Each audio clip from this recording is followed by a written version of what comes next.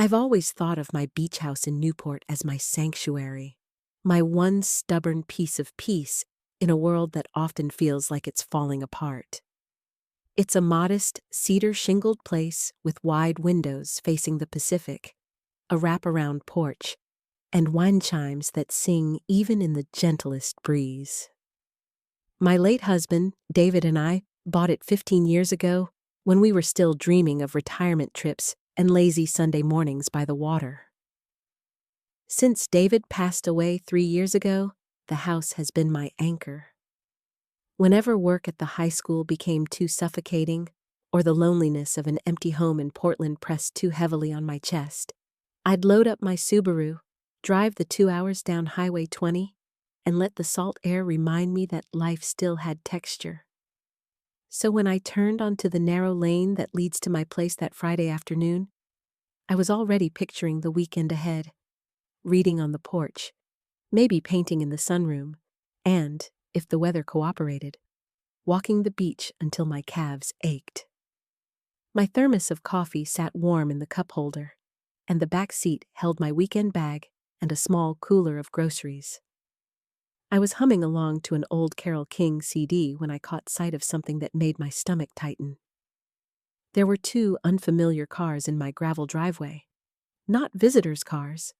No, these were parked like they belonged, angled in close to the steps. The porch swing swayed lightly, and there were voices, familiar voices, drifting out over the sound of the waves. I slowed to a crawl, squinting, and then I saw her. Sophie, my daughter. She was standing on the porch in a white robe, her blonde hair twisted up in a messy bun, holding a mug in one hand and gesturing animatedly at someone inside. My first foolish thought was, she must have come for a surprise visit. But then I spotted Ethan, her husband, stepping onto the porch beside her. And behind them, 2 older people I recognized only from wedding photos. Ethan's parents, Ruth and Gerald. All 4 looked perfectly at home, like they'd been there for days. I parked behind the strange sedan and got out slowly, my shoes crunching on the gravel.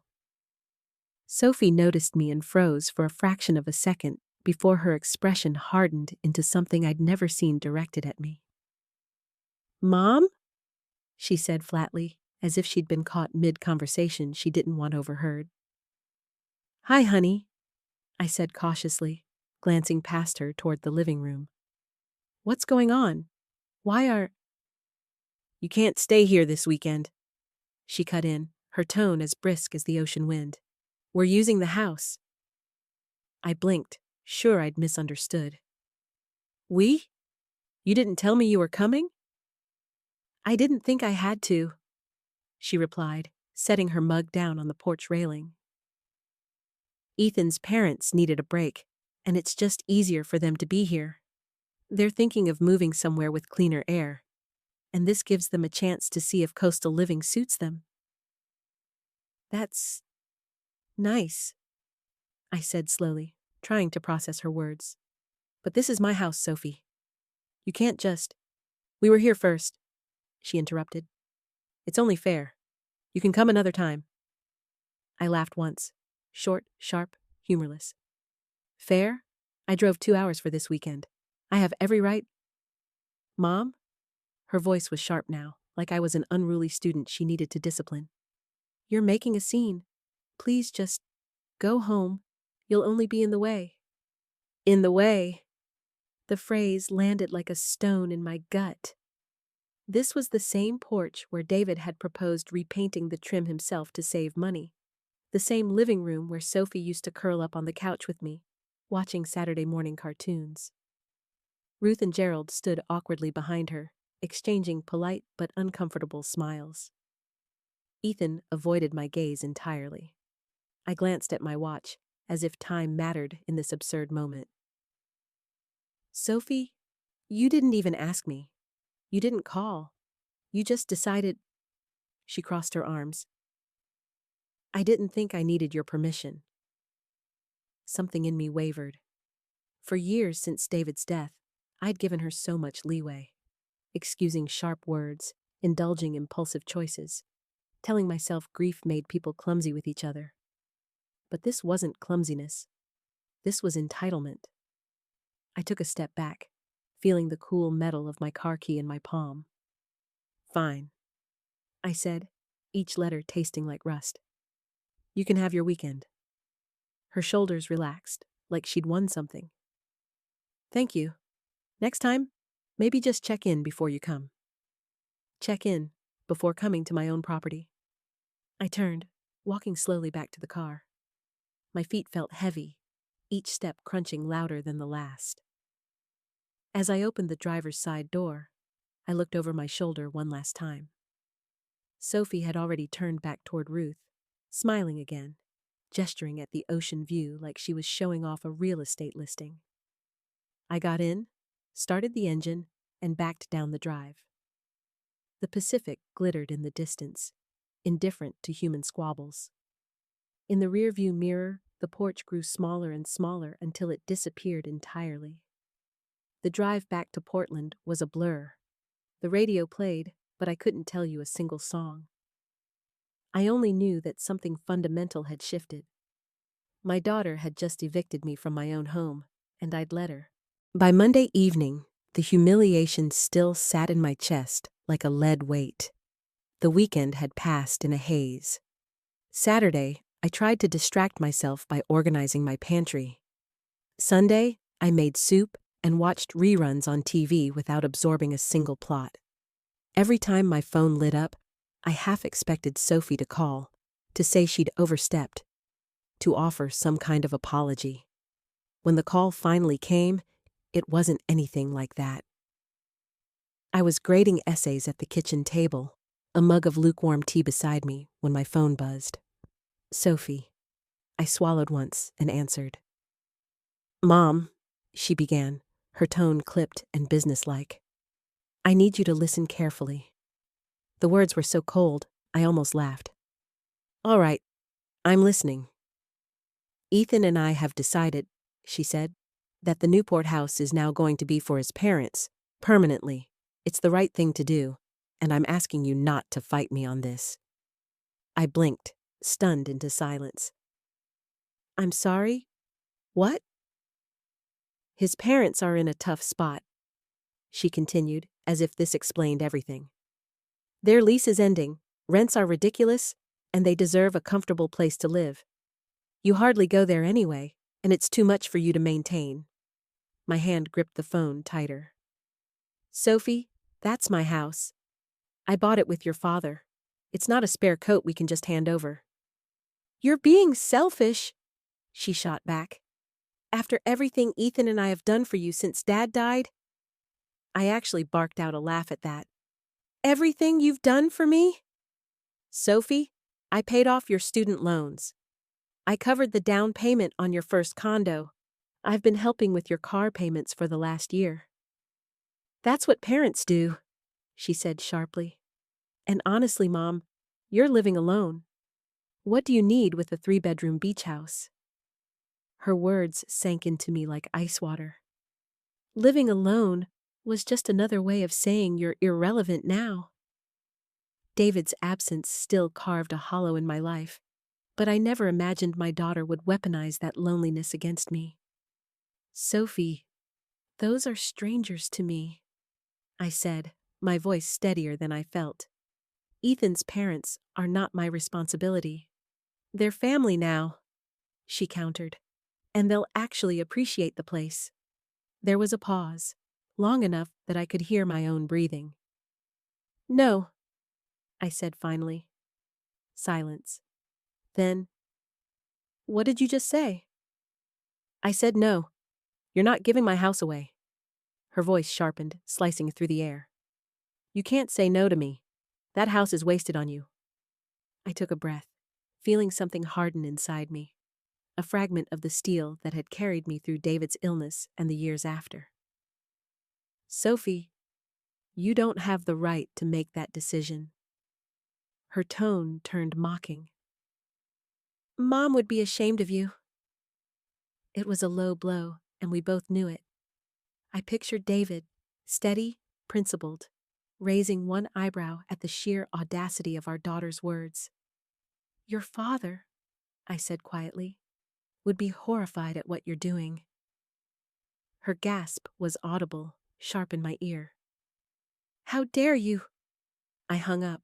It wasn't planned, but the moment I pressed that red icon, a strange calm settled over me.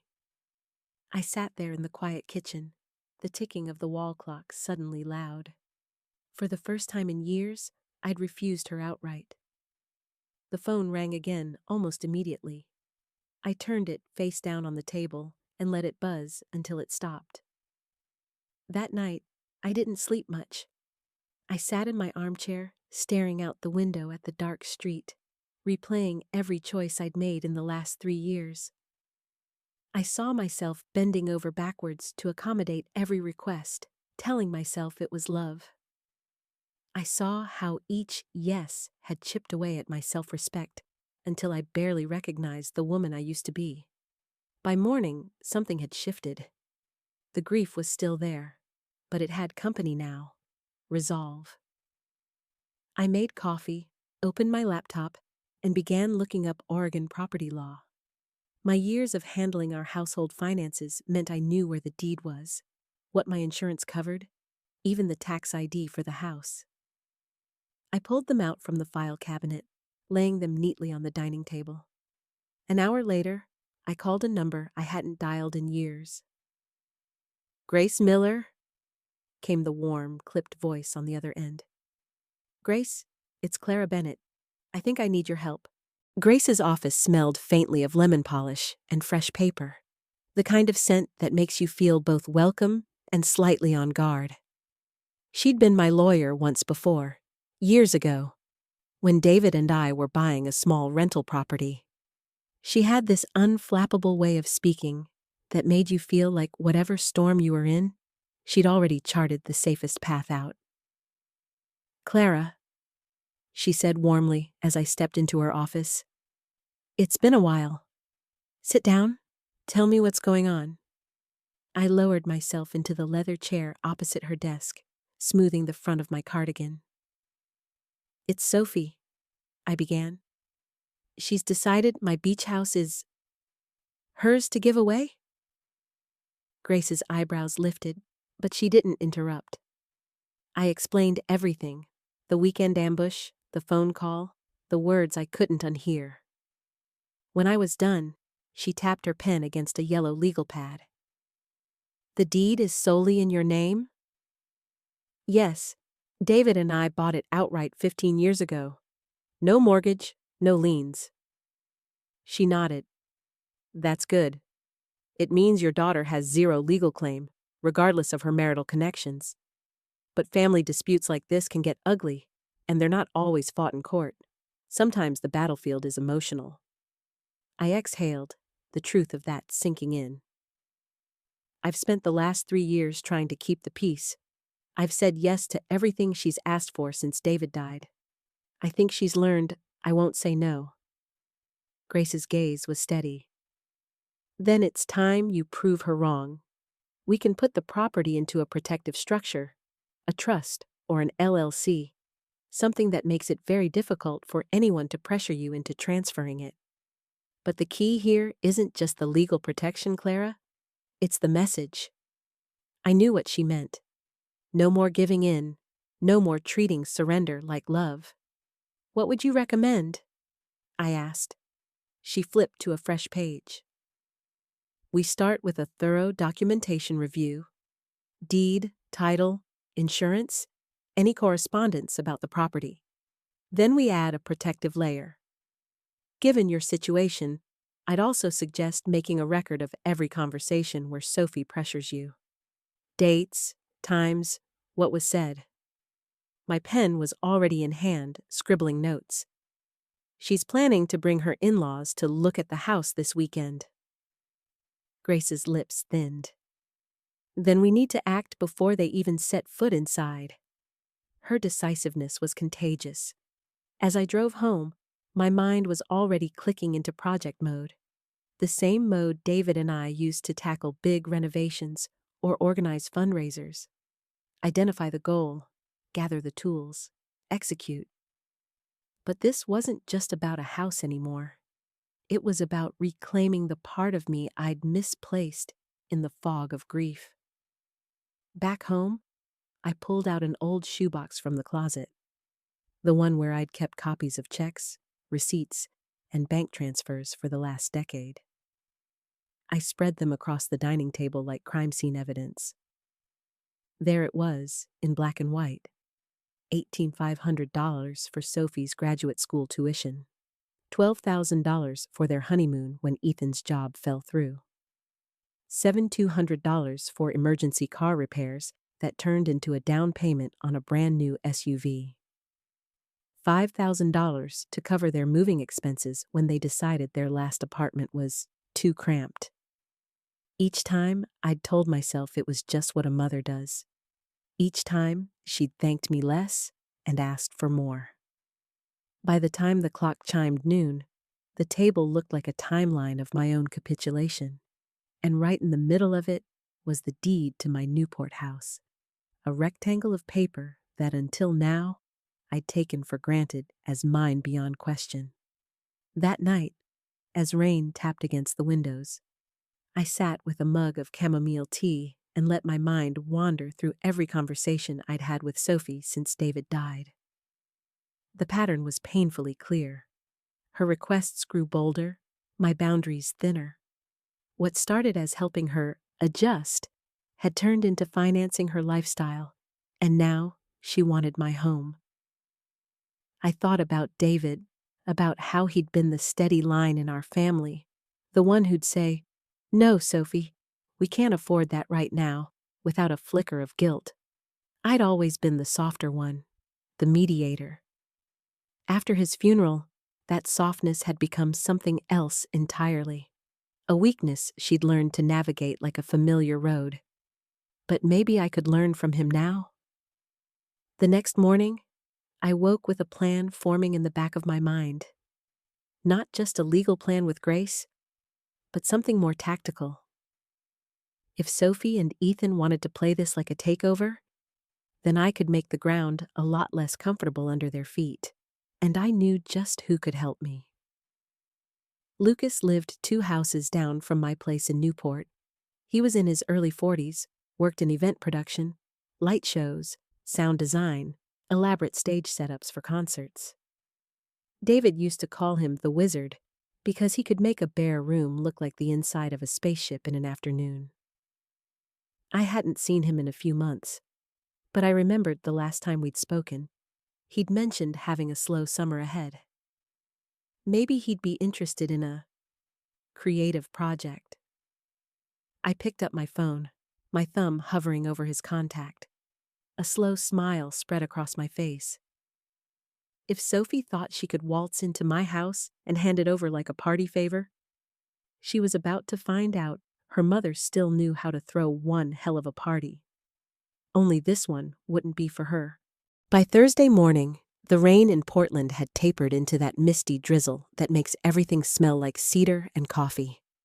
I tossed my overnight bag into the Subaru, tucked the folder of property documents under my arm, and headed for Newport.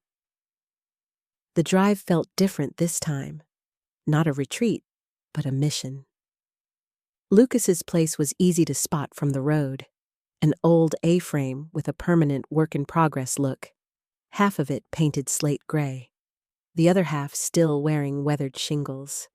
His driveway was cluttered with road cases, tripods, and lighting rigs, as if a touring rock band had taken up residence. I parked and knocked on the side door, where a muffled voice called, "One sec!" A moment later, Lucas appeared, barefoot in cargo shorts, holding a tangle of cables in one hand and a mug of coffee in the other. "Clara!" His face lit up. "Haven't seen you in ages. What brings you down midweek?" "I've got a bit of a situation," I said, stepping inside. His kitchen was cluttered but cozy, the counters lined with jars of screws, light gels, and mismatched mugs. "I could use your expertise, the theatrical kind." He raised an eyebrow. "Theatrical, huh? We talking about a party? A show?" I set my bag on the counter and leaned in, lowering my voice. Not exactly. Think performance art for a very specific audience, an audience that's not invited. His grin widened immediately. You have my attention. I told him everything. The ambush at the house, Sophie's ultimatum, her plan to hand over my home to her in-laws. As I spoke, his expression shifted from amusement to disbelief to something that looked suspiciously like the thrill of a challenge. So you want to scare them off? He said when I finished. Not scare, I corrected. Just make it so uncomfortable they'll never want to set foot inside again. And it has to be legal. No property damage, no threats, just an unforgettable experience. Lucas set down his coffee and rubbed his hands together. All right, here's what I'm thinking. We use motion sensors to trigger lighting effects, soundscapes, maybe some projection mapping. Make the place feel alive. Not haunted exactly. More like it has a mind of its own. I pictured Sophie trying to explain it later, her voice sharp with frustration. The house went crazy.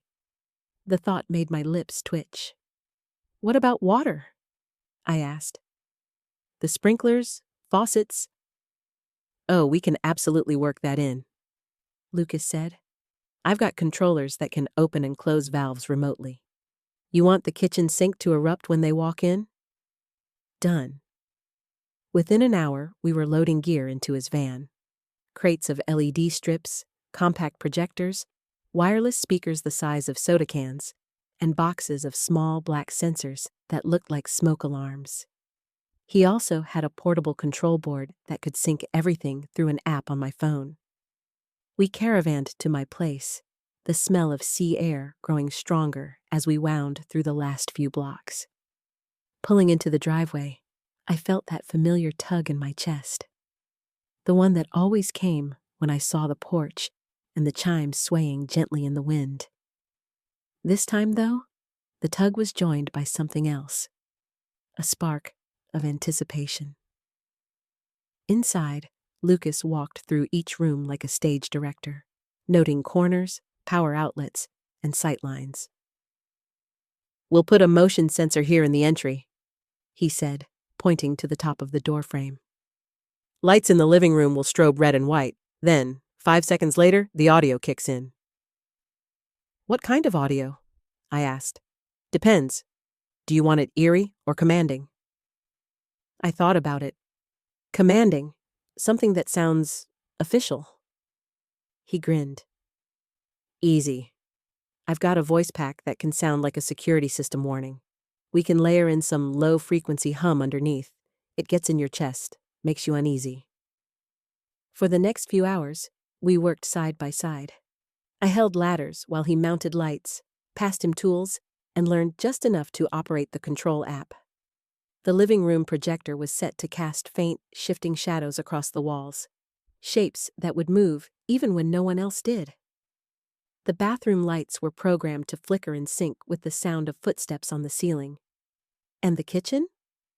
The faucet would turn on full blast exactly 20 seconds after the first motion was detected. By sunset, we were sweaty, a little dusty, and grinning like conspirators. Lucas stood back, surveying the setup. Tomorrow, we'll run a full test. I'll bring the battery backups, so if anyone tries to cut the power, everything keeps going. And Clara? He looked at me with mock solemnity. You're about to host the weirdest open house this town's ever seen? That night, I stayed in the beach house for the first time in weeks. The ocean was loud, the wind even louder, but I didn't mind. I sat on the porch with a blanket, listening to the waves, and imagined Sophie's face when the performance began. For the first time since this all started, I felt like I wasn't just reacting to her moves. I was making my own. Lucas arrived just after breakfast, hauling 2 heavy cases from the back of his van. The morning fog was still thick enough to beat on our jackets, and the smell of salt clung to everything. Backup power, he said, patting the cases like a proud parent. These babies will keep the whole setup running for at least 72 hours if someone pulls the breaker. Inside, the house looked deceptively normal.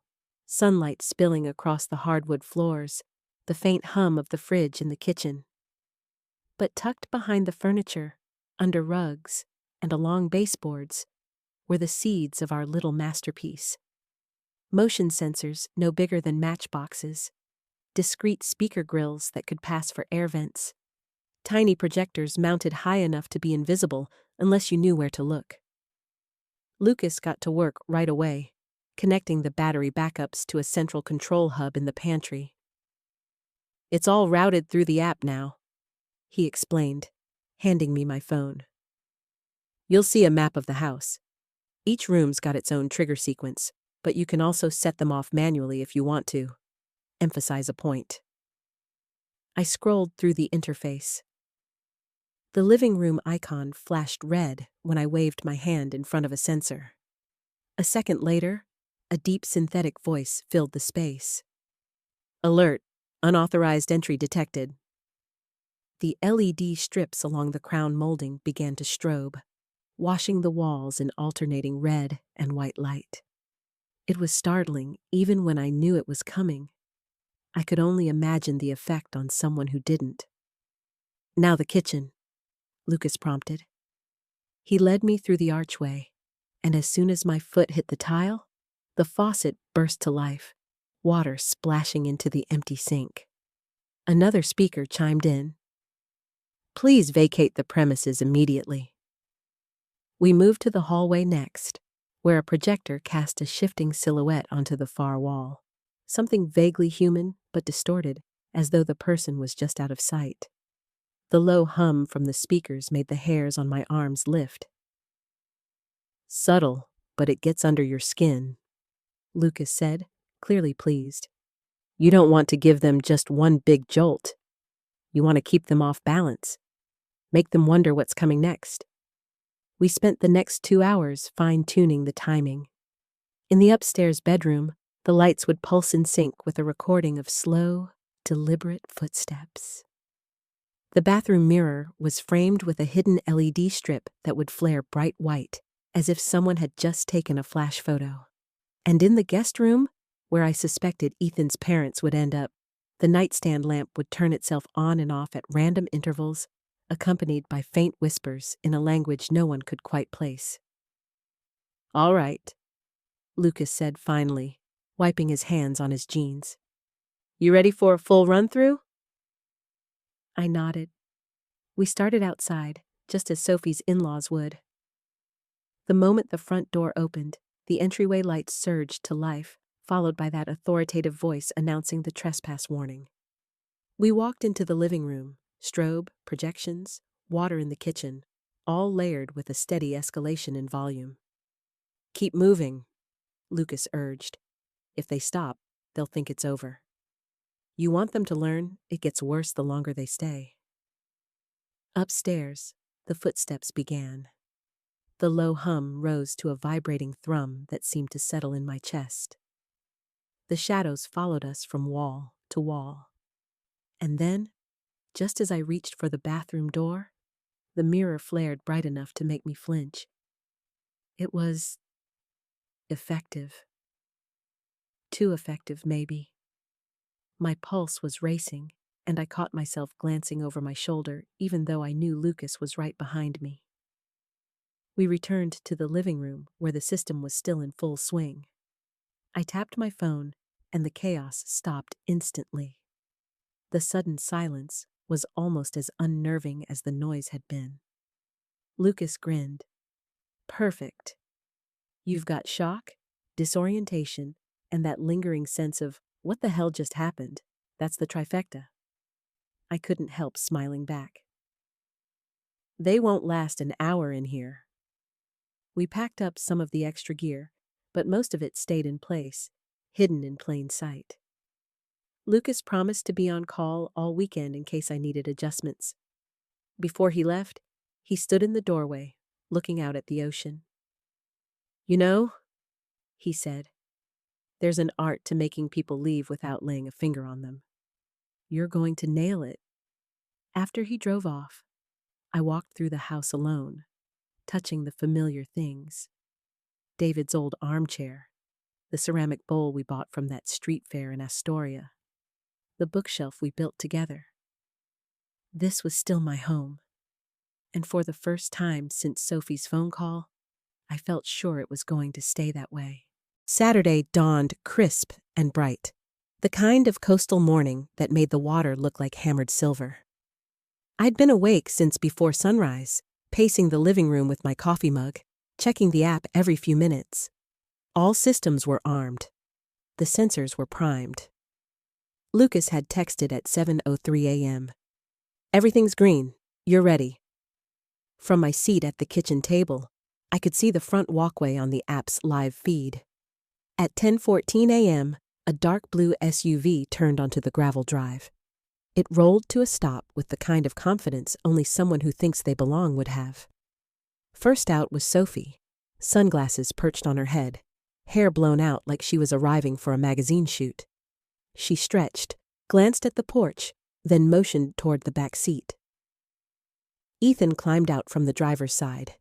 His parents, Ruth and Gerald, emerged more slowly, each carrying a small overnight bag and that particular air of people who were finally getting what they deserved. They gathered at the bottom of the porch steps, talking in low, upbeat voices. I turned up the audio feed just in time to hear Ruth say, "Oh, it's even prettier in person. We'll have to move our things in before the afternoon tide comes in." Sophie laughed, a short, satisfied sound. "You'll be so comfortable here. It's quiet, the air's clean. You'll love it." Gerald, a stocky man with thinning hair, pointed toward the porch. "Shall we?" As they started up the steps, Ruth noticed the sign Lucas and I had mounted by the door. "Welcome to the house of the future. Enter at your own risk." Her brows knit. "What's this about?" "Oh, ignore it," Sophie said with a dismissive wave. "Mom's just being dramatic. Some silly project she never finished." Ethan chuckled. "Maybe she's trying to keep tourists from wandering in." I watched as Ruth actually bent down and pulled the sign from its bracket. She tossed it into the corner of the porch with a satisfied little huff. "There. No need for that nonsense." Strike one, I thought, my thumb hovering near the Activate button on the app. But I waited. Let them get comfortable. Let them believe they'd already claimed the space. Sophie reached into her tote bag and pulled out a set of keys. My keys, no doubt from the spare I'd once trusted her with. The door swung open, and they stepped inside, talking over each other about how cozy it felt, how they might arrange the furniture. I switched camera views to the living room. Ruth set her bag on the couch. Gerald wandered toward the windows. Sophie stood in the middle of the room, hands on hips, surveying what she apparently believed was now her family's domain. They were still laughing when the first sensor pinged red on my screen. I tapped Run Sequence. The entryway lights flared to life, followed by the living room LEDs washing the walls in alternating red and white. The authoritative voice boomed through every speaker in the house. "Alert! Unauthorized entry detected. Please vacate immediately." All four froze. "What on earth?" Ruth started, glancing wildly around. Gerald frowned. "Is there an alarm system?" Sophie forced a laugh. "It's fine. It's just, Mom must have installed something new. I'll shut it off." But when she stepped toward the kitchen, the faucet burst to life, spraying water full force into the sink. The voice returned, louder. "Vacate the premises now." Ruth yelped and stumbled back. Gerald swore under his breath. Ethan tried the nearest light switch. Nothing changed. The strobes kept pulsing. I shifted to the hallway camera just in time to see them huddle together, clearly debating their next move. Then they split, Ruth and Gerald heading toward the guest room, Sophie and Ethan toward the stairs. That was my cue to trigger Phase 2. The upstairs hallway filled with the sound of deliberate, heavy footsteps, moving just ahead of Sophie and Ethan. In the guest room, the nightstand lamp began flickering wildly, whispers curling out from the vents. On the living room feed, Gerald backed away from the projection on the far wall, a shadowy figure that paced steadily back and forth. Ruth's voice tight with panic. "Gerald, this isn't right. This isn't right at all." Ethan's. "Just find the breaker. Kill the power." But even as he said it, the backup batteries kicked in and the systems didn't so much as blink. They lasted another 6 minutes before Sophie's voice rose above the din. "Everyone grab your bags. We're leaving." On the app's map view, I could see them moving from room to room, their little icons lighting up each sensor in sequence. Every tripwire they crossed just made the house meaner. The low hum in the walls deepened to a chest-rattling vibration. The projected shadow in the living room stopped pacing and turned, as if it had noticed Gerald. He froze, then reached for Ruth's arm like she might blow away if he let go. "Gerald!" Ruth's voice cracked over the audio feed. "The door! Just go to the door!" Ethan and Sophie clattered down the stairs, Sophie's hair coming loose from its careful twist, eyes wide and darting like she expected something to leap at her from the ceiling. They all converged in the entryway at once. The front door was still locked on its programmed 30-second delay. When the latch refused to budge, panic rippled through them. Ethan shoved at it with his shoulder. Gerald tried the deadbolt twice. Sophie yelled something about calling the police, but her voice was drowned out by the system's final escalation. Every light in the house flashing, the water in the kitchen and bathroom sinks running at full blast. The footsteps overhead now a thundering sprint. I tapped the screen, and the locks released with an audible click. They bolted like they'd been shot from a cannon. Bags, coats, and whatever dignity they had left spilling out onto the porch. The projection in the living room flickered one last time in the background, and then they were gone, stumbling down the steps toward the SUV. I let them get to the car before cutting the system. The sudden silence was almost theatrical, the way the crash of cymbals leaves the stage ringing in your ears. Through the driveway cam, I watched them scramble inside, doors slamming hard enough to shake the frame. At 10:54 a.m., they were just another set of taillights heading back toward Highway 101. I set my phone on the table, took a deep breath, and poured myself a fresh cup of coffee. It didn't take long. At 11:02, my phone lit up with Sophie's name.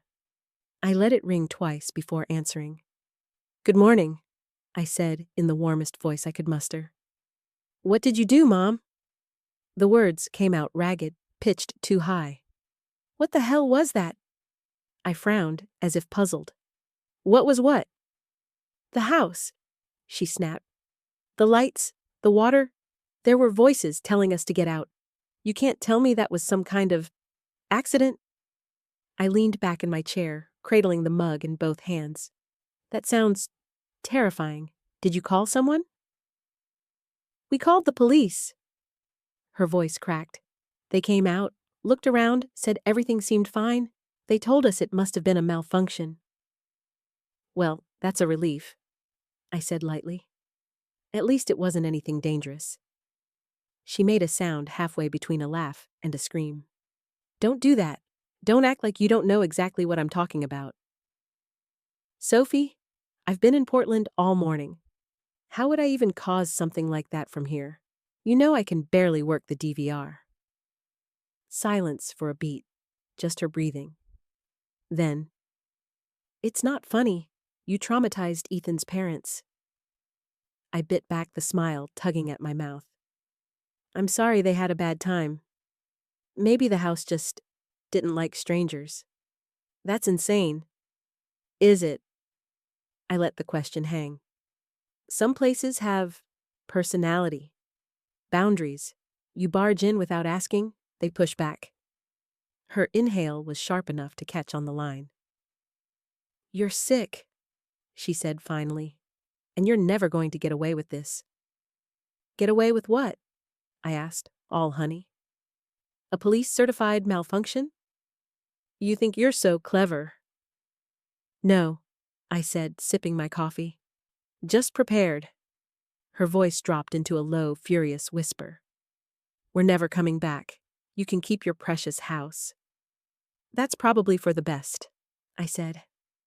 "Less stress for everyone?" The call ended without a goodbye.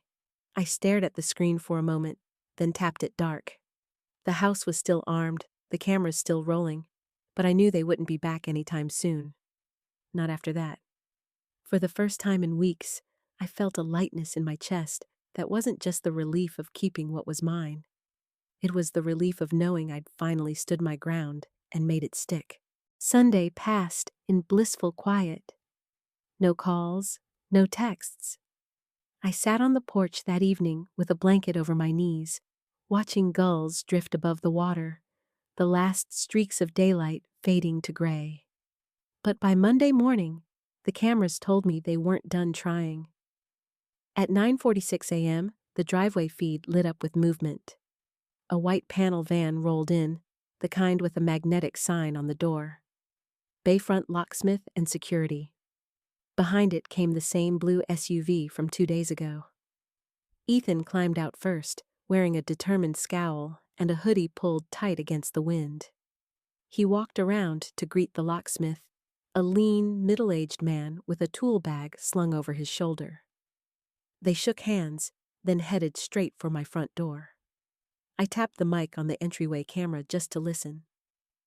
"These are not regular locks," the locksmith said after a long pause, crouched to examine the keypad and hidden biometric scanner Lucas had installed.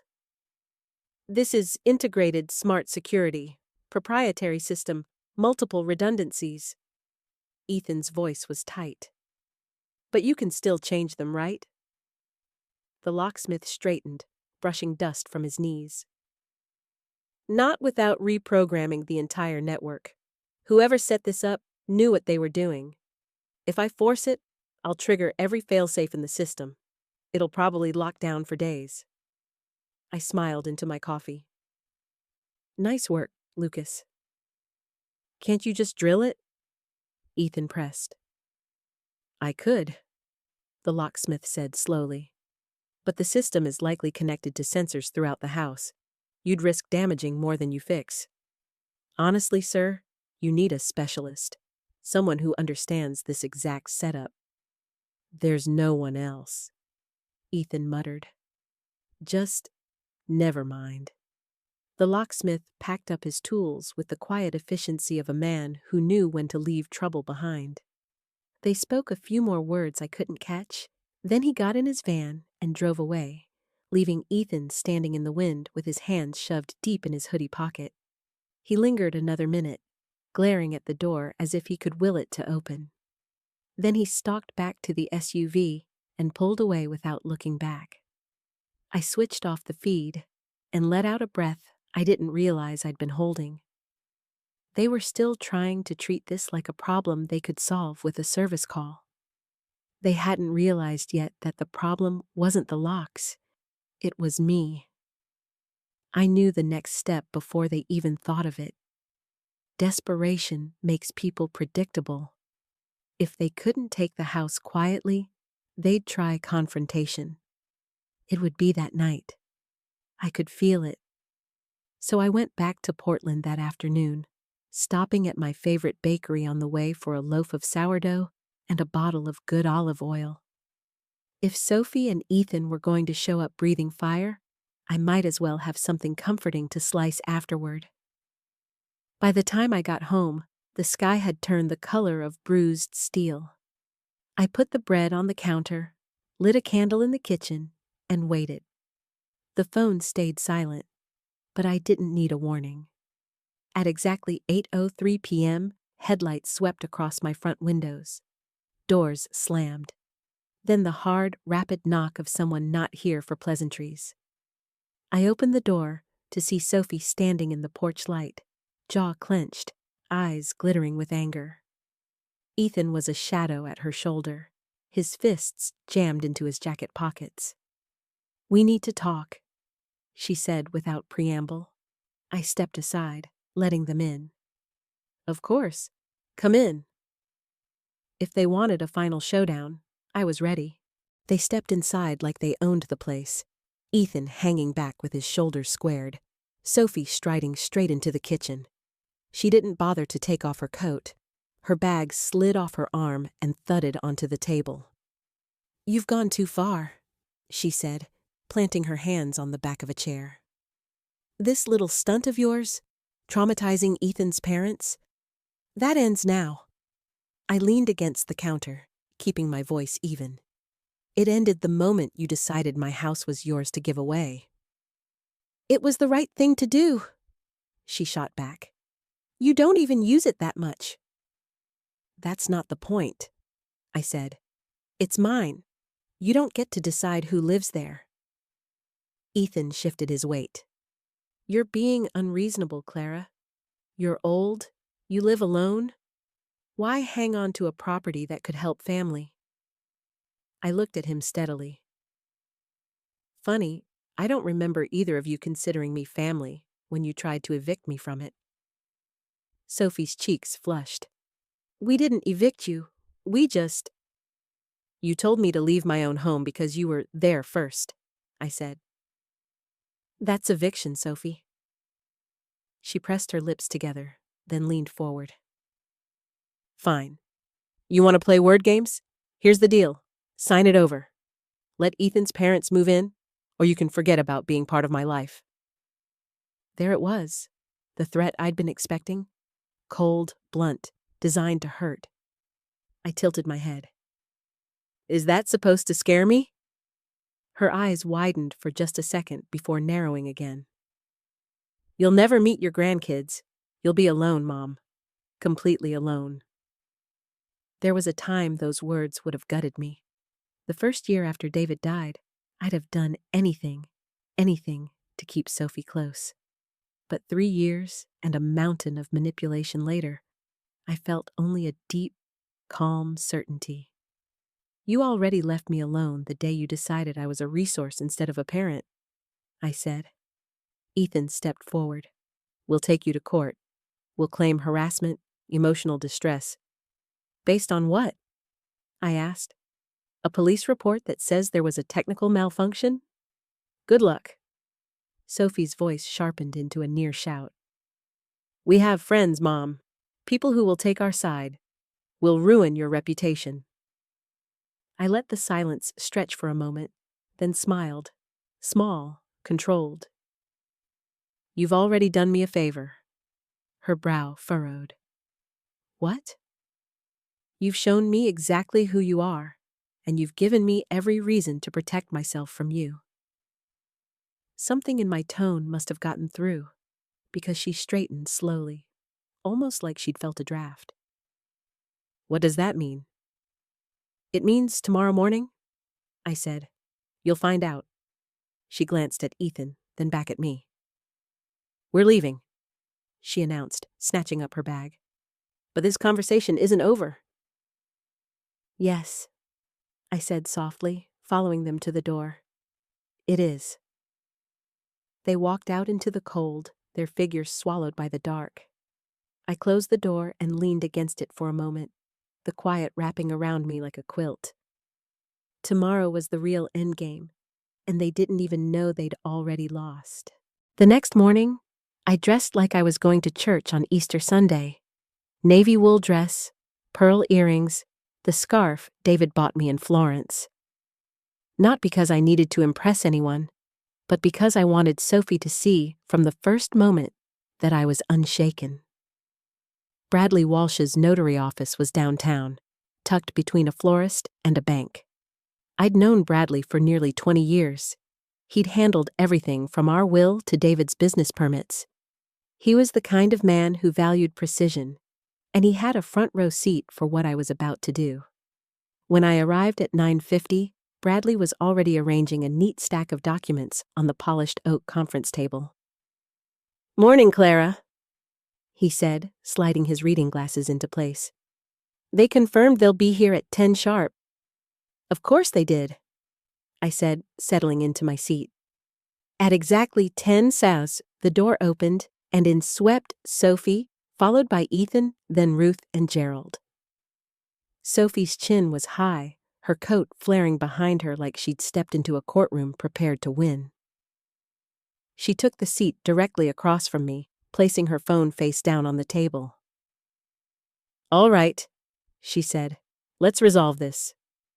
Bradley cleared his throat.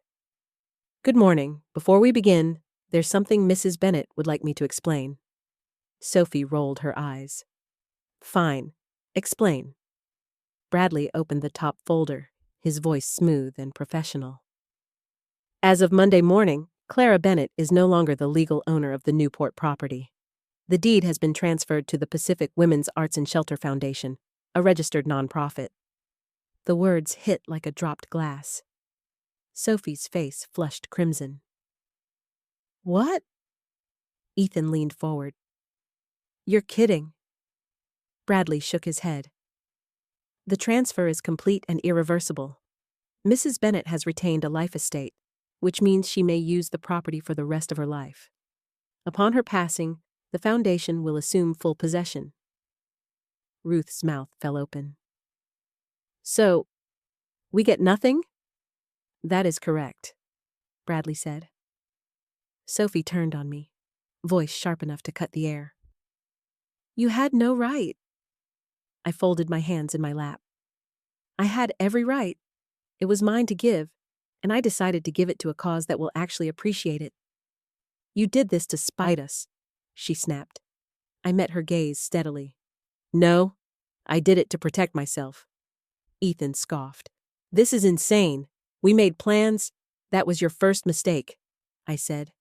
Making plans for something that didn't belong to you. Ruth's voice trembled. We thought, Sophie told us. I know what she told you, I said, and it wasn't hers to promise. Sophie's hand slammed onto the table. You've destroyed our future. No, I said calmly. I've secured mine. For a moment, the only sound was the faint hum of the fluorescent lights. Bradley slid a copy of the deed across the table to me. I tucked it neatly into my folder. Gerald finally spoke, his tone low. So you're saying there's no way for us to live there? That's correct, Bradley said again. Sophie stared at me, her eyes cold and glittering. You've made a huge mistake. Maybe, I said, or maybe I've just taught you the difference between generosity and weakness. She pushed back her chair so hard it scraped against the floor. Come on, she muttered to Ethan and his parents. We're done here. They filed out without another word, the air in the room shifting with their absence. Bradley and I sat in the quiet for a long moment. Well, he said at last, I'd call that decisive. Decisive is the point, I said, rising to my feet. Thank you, Bradley.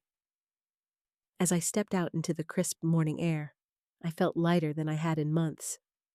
The house was safe, my boundaries were intact, and for once, Sophie was the one walking away empty-handed. 2 days later, I pointed the Subaru back toward the coast. The February sky was pale and cloudless, the kind of winter blue that tricks you into thinking it's warmer than it is. The drive felt different now. Not an escape, not a mission, just a return. When I pulled into the driveway, the house looked exactly as it always had. Cedar shingles weathered to silver, porch swing moving lazily in the breeze, the faint sound of the chimes David had hung the summer we bought it. Only I knew what was hidden behind those walls and how it had been used. I unlocked the front door and stepped inside, breathing in that mix of salt air and old wood. It felt still, expectant, like the house was waiting to see who had come through the door. Well, I said aloud, setting my bag down. It's just us again. The first order of business was dismantling the show. I went room to room, carefully removing the sensors from door frames, peeling LED strips from the crown molding, unscrewing the small projectors that had cast their unsettling shadows. In the kitchen, I unplugged the valve controller from the sink, running my hand over the cool porcelain as if to say, "Thank you." Each piece went into the sturdy storage bins Lucas had left me. I'd already texted him that morning to tell him the house was mine for good and that I'd have his gear ready for pickup. He'd sent back 3 words: "Worth every minute." By early afternoon, the last wire was coiled, the last device tucked away. Without the hidden tech, the place looked softer, like it had exhaled. I made a pot of coffee and carried a mug out to the porch. The ocean was restless that day, the waves capped with white, gulls wheeling above the froth. I sat in David's old chair, wrapped in a blanket, and let the sound fill me. It struck me then how much of the last 3 years I'd spent, braced for the next request, the next demand, the next crisis Sophie would drop in my lap. I'd called it love, told myself it was my duty, even convinced myself that enduring her disregard was a way of staying connected. But all it had really done was hollow me out. Now, with the house secure and the decision final, the hollow space was beginning to fill, not with the old life, but with something sturdier, self-respect, quiet, the knowledge that I could still draw a line and keep it. I thought about David, about the way he'd insisted that boundaries were just another form of love. Love for yourself, love for the people who had to learn where they ended and you began. He would have approved of what I'd done, even if he might have raised an eyebrow at the theatrics. I sipped my coffee, watching the horizon. The phone in my pocket was silent. No calls from Sophie, no texts from Ethan, no veiled messages from mutual friends. The absence of noise was its own kind of gift. Maybe someday Sophie and I would speak again. Maybe not. But either way, she now knew that I wasn't a resource to be tapped until empty. I was her mother, not her mark. And that would have to be enough. The tide was coming in, the water inching closer to the rocks at the base of the bluff. I pulled the blanket tighter and listened to the wind in the chimes. For the first time in years, I wasn't thinking about what might be taken from me. I was thinking about what I'd kept. I woke early the next morning, long before the first light touched the horizon. The house was still and dark, the only sound the low, steady breath of the ocean beyond the bluff. I padded into the kitchen barefoot, made a cup of tea instead of coffee, and stood at the sink, watching as the eastern sky shifted from slate to pearl. It felt like the first morning in years without a mental to-do list that began with someone else's needs. No looming demand, no waiting for the phone to buzz with Sophie's name and another emergency. The silence didn't feel empty, it felt earned. I took my tea to the porch and wrapped myself in the same blanket as the day before. The tide was going out now, pulling against the sand with that rhythmic hush and drag sound that had always calmed me. I thought about the past month, how quickly things had shifted from resignation to confrontation to this. If you'd told me 6 weeks ago that I'd stand up to Sophie like this, I would have laughed. Or cried, or both. The part of me that had spent 3 years yielding at every turn would have said, "It's not worth the fight." But maybe it's only when you've been pushed past the farthest edge of yourself that you finally see how much ground you've already given away. David used to joke that I could make peace with anyone. He meant it as a compliment, and sometimes it was. But peace isn't peace if it cost you the roof over your head and the ground under your feet. I thought about Sophie, about the little girl who used to curl up in my lap during storms, who once cried when she thought she'd lost her favorite seashell on this very porch. I still loved her. That hadn't changed. What had changed was the realization that love without boundaries is just permission for someone to keep taking. In another life, maybe this story would have ended with reconciliation. Tears, apologies, some grand gesture of understanding. But life isn't a scripted drama where every fracture gets neatly mended. Sometimes the cleanest repair you can make is distance. I pulled the deed from my sweater pocket. Not the old one, but the copy Bradley had given me with the Pacific Women's Arts and Shelter Foundation's name printed across the top. A piece of paper that said, in black and white, "This is safe now. This is yours for as long as you need it. After that, it will help someone else." It felt right. More than right. It felt like a promise kept, not just to myself, but to every woman who's ever been told her security was negotiable. By mid-morning, I'd set the deed back in my desk drawer and started a loaf of bread in the oven. The smell of yeast and rosemary filled the house, and I realized I was humming. Some tune from years ago, unspooling without effort. The phone stayed silent on the counter. I knew Sophie well enough to know the silence wouldn't last forever. She'd reach out eventually, if only to test the edges of the new reality. But now, I knew I could let it ring. I could choose when, or if, to answer. From the porch, I watched a pair of pelicans skim the surface of the waves, their wings casting quick shadows on the water. The sun was higher now, scattering light across the sea in 100 directions, none of them predictable. The math of boundaries is simple but hard won. Subtract what harms you, add what sustains you, multiply the space where you can breathe, and divide the rest into the hands of people who won't crush it. For the first time in 3 years, the equation balanced. I took another sip of tea, the steam curling into the salt-tinged air, and thought, not about what I'd lost in this fight, but about everything I'd kept. The house, the quiet, the unshakable knowledge that I could still draw a line and hold it, and myself.